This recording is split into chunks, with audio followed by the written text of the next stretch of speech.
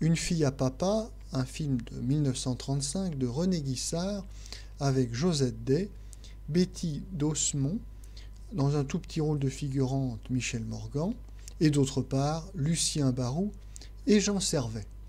Alors le sujet est le suivant. Une jeune fille fortunée voudrait se marier, mais elle est sans famille et elle n'a personne pour la protéger des coureurs de dot.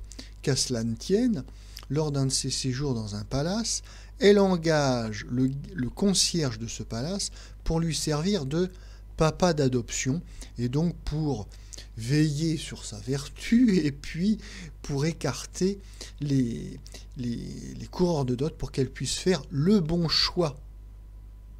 Voilà une comédie bien sympathique où l'on va retrouver avec plaisir Josette Day dans un rôle de jeune première de comédie très drôle, donc c'est un peu sexy, c'est très bien distribué. C'est la future Madame Pagnol numéro 3 qu'elle épousera en 1941. Et on peut noter, sans lui faire injure, qu'on peut la préférer dans ce type de rôle, donc jeune première de comédie, plutôt que par exemple dans le rôle qu'elle aura sous la direction de Marcel Pagnol, de la fille du puisatier, où sa blondeur platine fait un peu sensation dans ce conte provençal. Bon, enfin, en tout cas, là, tout va bien. C'est un rôle rigolo et un peu sexy, elle est très bien. Elle a pour partenaire Lucien Barou, qui joue les papas gâteaux. Bon, toujours un peu avec un peu de cabotinage, mais enfin, c'est du Lucien Barou. Bon, papa gâteau. Et nous avons Jean Servet comme jeune premier, et puis à l'époque, donc jeune espoir du cinéma français, après son rôle dans Angèle de Marcel Pagnol en 1934.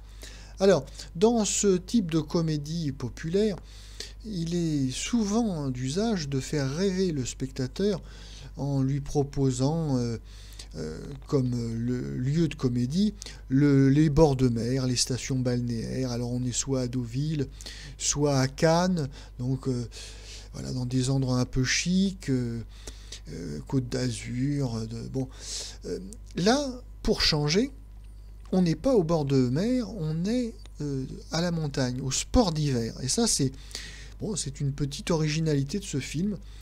On est au sport d'hiver et c'est en fait le début des sports d'hiver. Donc ce film a aussi un côté documentaire où on voit les téléphériques, les skieurs qui font des acrobaties, etc. Enfin, des choses qui sont totalement nouvelles pour le spectateur de l'époque.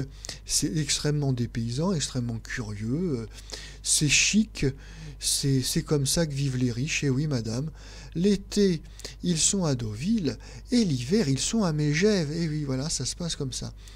Pour le français moyen, rappelons-le, la semaine de travail est de 6 jours, la journée de repos est l'unique journée du dimanche, et on se repose uniquement les jours fériés. Donc ce film, en plus d'être une joyeuse comédie, est un rêve par procuration. On va aller au sport d'hiver, chouette, on va bien s'amuser.